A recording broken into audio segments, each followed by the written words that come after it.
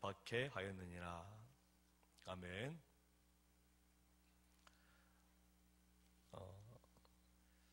오늘은 5절 말씀, 온유한 자는 복이 있나니 그들이 땅을 기업으로 받을 것이며 말씀을 중심으로 말씀을 전하도록 하겠습니다. 3절에 심령이 가난한 자 전에 말씀을 드릴 때 혹시 기억나시는지 모르겠습니다.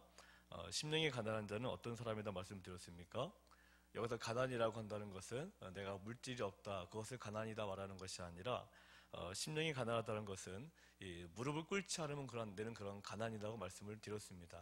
내게 어떤 것이 부족하다, 내가 남들보다 조금 평소에 산다는 그런 가난을 얘기하는 것이 아니라 여기서의 가난은 철저하게 완벽한 가난, 남들에게 무릎을 꿇지 않으면 안 되는 그런 가난이다 라고 얘기를 했습니다. 특별히 심령이 가난하다는 것은 그 정도로 하나님 앞에 내가 무릎을 꿇지 않으면 이 세상을 살아갈 수 없는 그런 상태가 바로 심령이 가난한 자다라는 말씀을 드렸습니다. 한번 따라해 보실까요?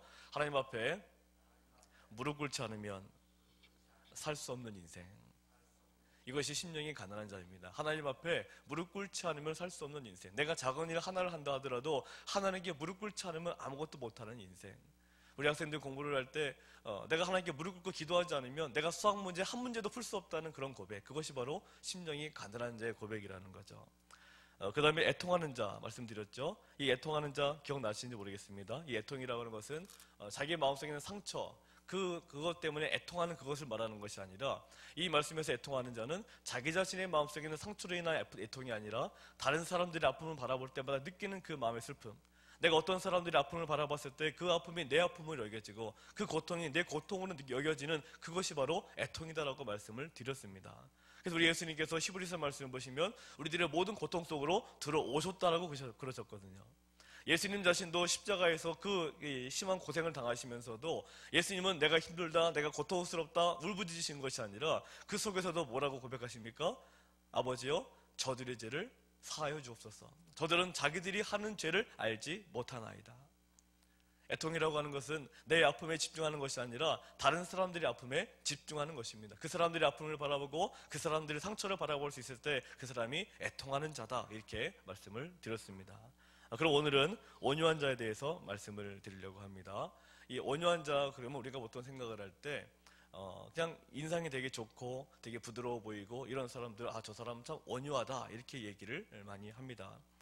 그런데 이 성서 언어의 헬라어 단어에서 온유란 단어를 보면 이 온유란 단어는 마음이 부드럽다 이런 사람들을 온유하다고 보는 것이 아니라, 좀 크게 말씀을 드리면 한번 따라해 보실까요? 마음이 겸손한 자.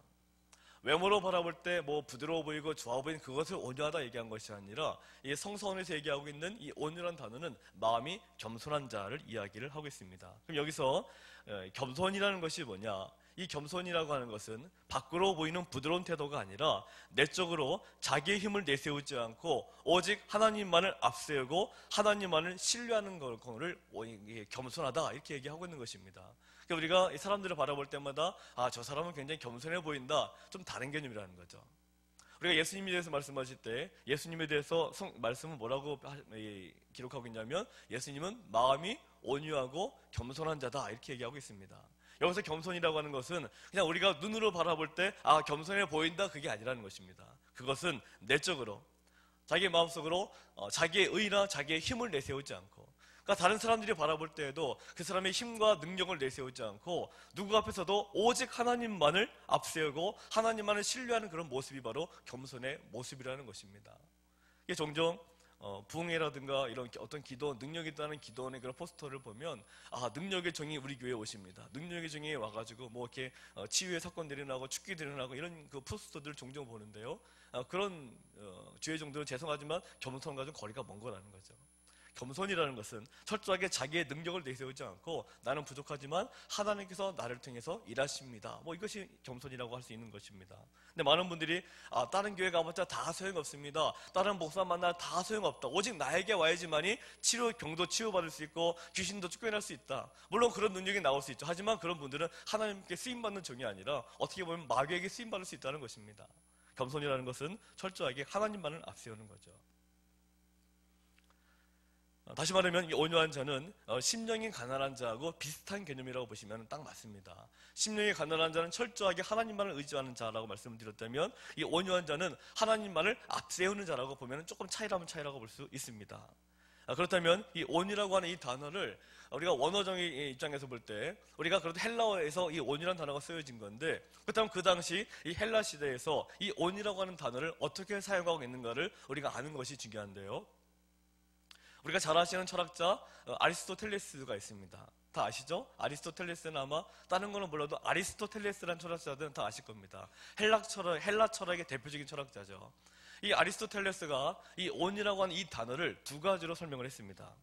첫 번째는 뭐냐면, 이 온유를 지나친 노여움과 너무 모자라는 노여움의 중간 지점이 온유다라고 얘기했습니다. 다시 말해 우리는 온유 그렇게 얘기를 하면 화도 안 내고 그냥 성질이 그냥 순하고 그런 것을 온유다라고 얘기하는데, 그 당시 헬라 세계에서 말했던 이 온유라는 단어의 이 온유의 의미는 지나친 노예, 너무나 화를 막 내는 거하고 그리고 너무 화를 내지 않는 거의 중간적인 형태를 온유다, 이렇게 아리스토텔레스가 이렇게 정의를 내렸습니다. 다시 말하면 분노할 때에 분노하고 분노하지 않을 때에 분노하지 않는 것이라는 거죠. 무슨 말인지 조금 이해가 되시는지 모르겠습니다. 내가 정말로 화를 낼 때는 화를 낼 수 있다는 것입니다. 그런데 내가 분노하지 않아도 될 때 분노하지 않는 것, 이것이 바로 온유라는 거죠. 다시 말하면 온유라고 하는 것은 자신의 화를, 내가 언제 화를 내야 되고 언제 화를 내지 말아야 되는지를 분별할 수 있는 사람이 온유라는 단어에 해당된다는 것입니다. 다시 말하면 만약에 어떤 사람들이 고통당하고 있습니다. 누군가에게 심각한 그런 고통을 당하고 있어요. 근데 내가 그 모습을 보면서 내 마음이 막 화가 납니다. 왜 저 사람이, 왜 정부가 왜 저 사람들에게 저렇게 행동을 해야 되는 것일까? 내 마음에 막 의가 일어납니다. 이런 것이 온유라는 것입니다. 어떤 안 좋은 현상들을 바라볼 때 그냥 그저 그렇지 넘어가는 것이 아니라, 어떤 현상들을 바라볼 때 저것은 아닌데, 저것은 정말로 저 사람들에게 저렇게 행하면 안 되는데 라는 그런 마음이 드는 거, 이렇게 화를 내는 것은 그거는 온유의 형태라는 거죠. 이 분노는 나 자신에게 욕된 것이나 피해가 올 때 하는 분노가 아니라 바로 타인을 위한 분노, 타인이 억울한 고통을 당하고 있을 때 바로 그런 분노가 생기는 것이 바로 온유한 사람의 모습이라는 것입니다.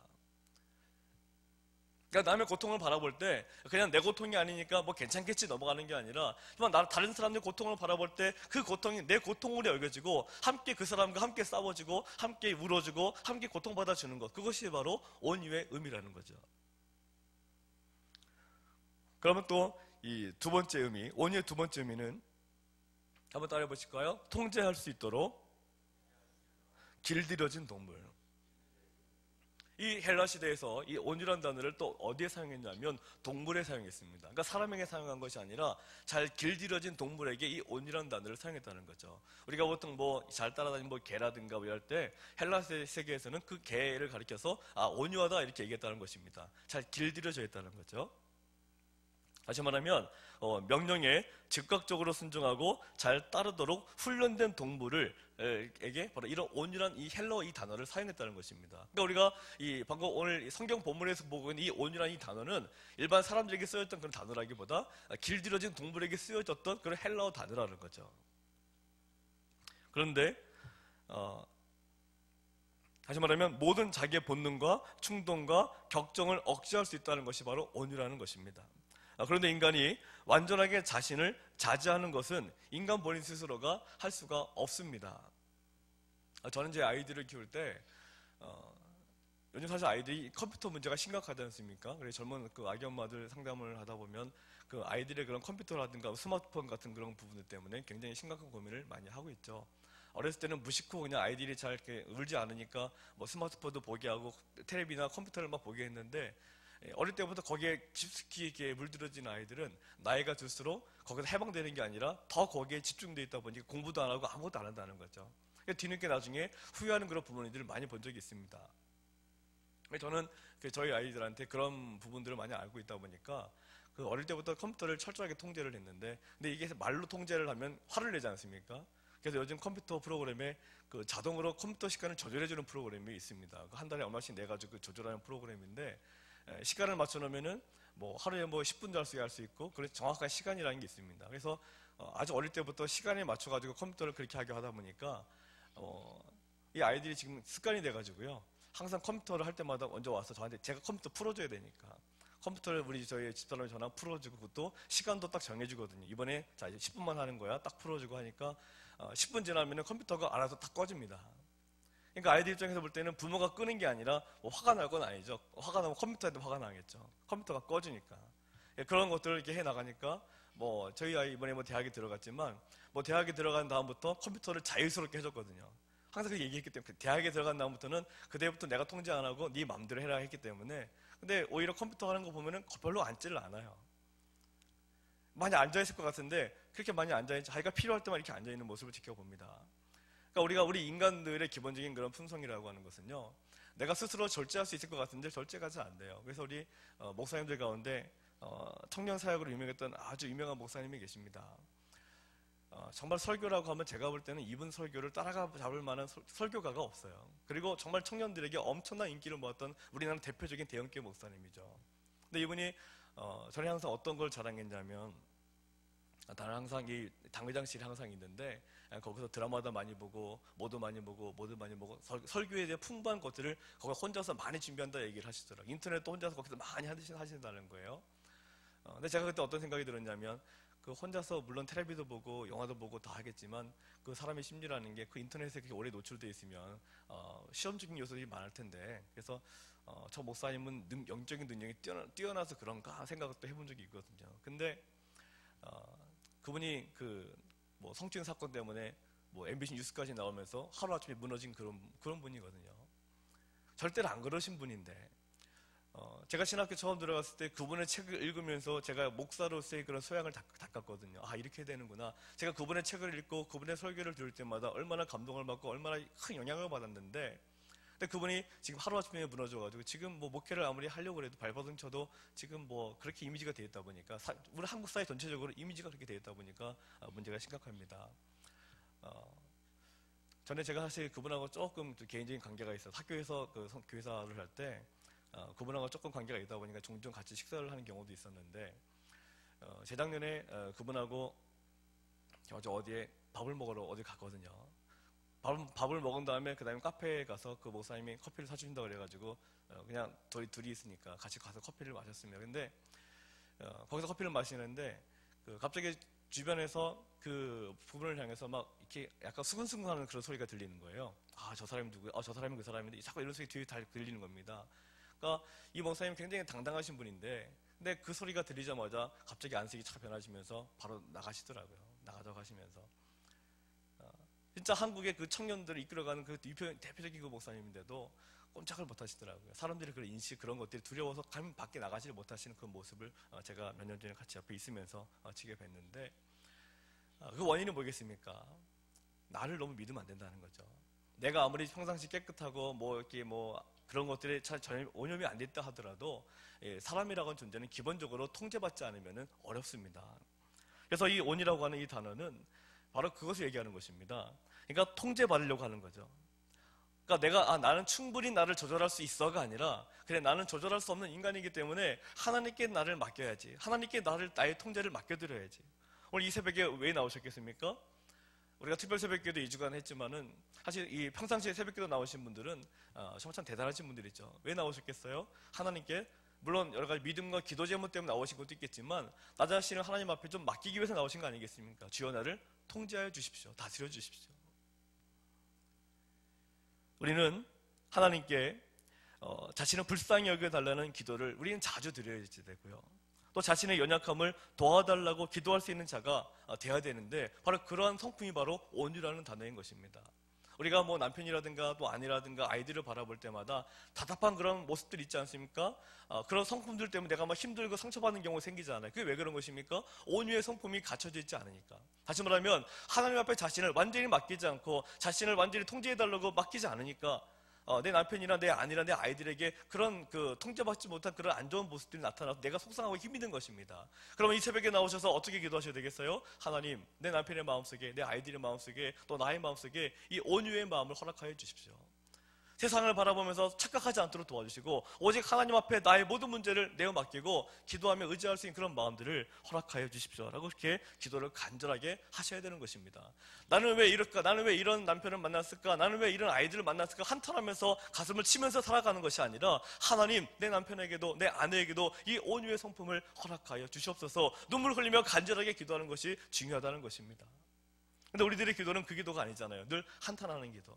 그래서 이 팔복을 잘 이해하지 못하시는 분들은 애통하는 자가 복이 있다고 하니까 아 그래 내가 이렇게 뭐 답답하고 슬프니까 내가 복이 있구나 이렇게 오해하시는 분들이 많은데 이 애통은 그게 아니라는 거죠. 그래서 우리가 오늘 아침에 기도에 나가실 때 혹시 마음속에 정말로 답답하고 억울하고 불이 넘치는 그런 분들 계시면은 다시 그 사실 자체만을 가지고 한탄하는 기도를 하시지 마시고요. 하나님, 이 사람에게 이 온유의 마음을 주십시오. 이 사람이 심령이 가난한 마음을 될 수 있도록 도와주십시오. 애통하는 자의 마음이 될 수 있도록 그런 마음을 이렇게 도와주십시오. 그리고 저 자신에게도 그런 마음을 주십시오. 내가 남편을 바라볼 때 그런 마음으로 남편을 바라볼 수 있도록 나를 도와주십시오. 내가 아이들을 바라볼 때 그런 마음으로 아이들을 바라볼 수 있도록 나를 좀 도와주십시오. 그렇게 기도를 해야 되는데 많은 분들이 어떻게 기도하십니까? 그렇게 기도를 잘 안 하시잖아요. 그냥 뭐 아이고 내가 도대체 무슨 운명인지, 내가 도대체 왜 이런 남편을 만나서 이런 고생을 지금까지 하고 있는지, 우리는 주로 그런 한탄의 기도가 많지 않습니까? 우리가 저 사람이 좀 신앙심이 좀 깊다라는 것을 판단할 때 바로 이 온유란 단어를 보면서 이걸 보면서 조금 알 수 있는 거죠. 그러니까 어떤 문제가 있을 때 철저하게 내가 할 수 있다가 아니라 하나님께 철저하게 맡기려고 하는 그런 모습들을 보면은요, 아 저분은 그래도 좀 신앙심이 좀 깊은 분이구나라고 알 수 있습니다. 하나님을 향한 신앙은 우리 자신이 연약하고 하나님이 필요하다는 것을 지각할 때 시작되는 것입니다. 한번 따라해 보실까요? 하나님을 향한 신앙은 우리 자신이 연약하고 하나님이 내 삶 속에 반드시 필요하다는 것을 자각할 때 시작됩니다.